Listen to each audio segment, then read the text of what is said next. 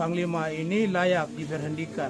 Presiden Republik Indonesia Joko Widodo harus berani berhentikan dia, coba dari jabatannya, karena dia melakukan pembohongan publiknya.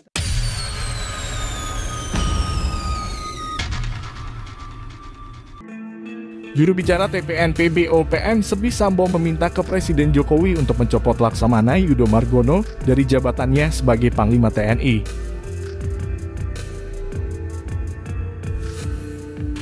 Buntut aksi penyerangan yang dilakukan oleh KKB kepada sejumlah personil TNI dan menewaskan 4 prajurit Yonif 321 Galuh Taruna pada 15 April kemarin. Kejadian itu berawal saat Satgas tengah berupaya menyelamatkan pilot Susi Air yang disandra KKB sejak awal Februari lalu. Awalnya satu anggota TNI Pratu Arifin terjatuh ke jurang dengan kedalaman sekitar 15 meter. Kemudian ketika Pratu Arifin sedang dievakuasi, tiba-tiba KKB kembali menembak personil TNI lainnya. Sehingga mengakibatkan 4 anggota TNI dari Yonif Raider 321 dikabarkan telah gugur saat kontak senjata tersebut.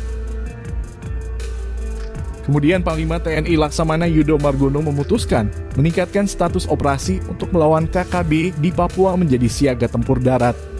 Panglima TNI berharap melalui peningkatan status operasi tersebut akan membangun naluri tempur bagi prajurit TNI yang bertugas di Papua. Tetapi Panglima TNI memastikan operasi teritorial dan penegakan hukum juga tetap dilakukan oleh prajurit TNI maupun Polri. Langkah yang diambil Panglima TNI tersebut membuat juru bicara TPN PBOPM ketar-ketir ketakutan.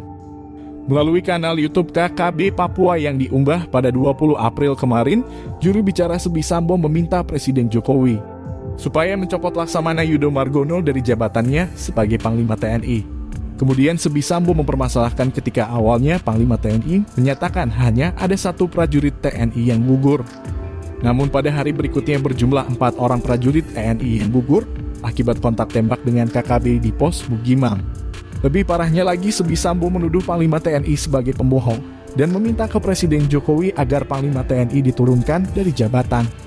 Diduga Sebi Sambo melakukan berbagai cara supaya Panglima TNI dicopot setelah operasi di Papua dinaikkan menjadi siaga tempur.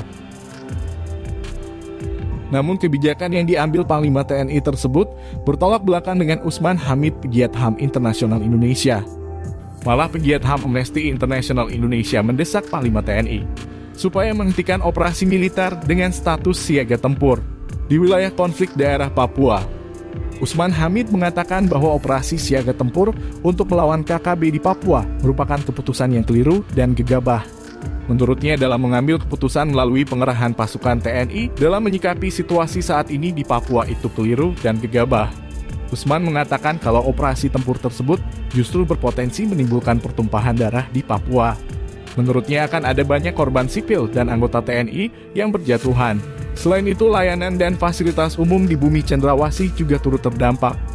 Pegiat HAM itu menilai kebijakan tersebut telah melangkahi mekanisme undang-undang, yang mana harus melalui keputusan politik Presiden dan persetujuan politik DPR sebagai keputusan politik negara.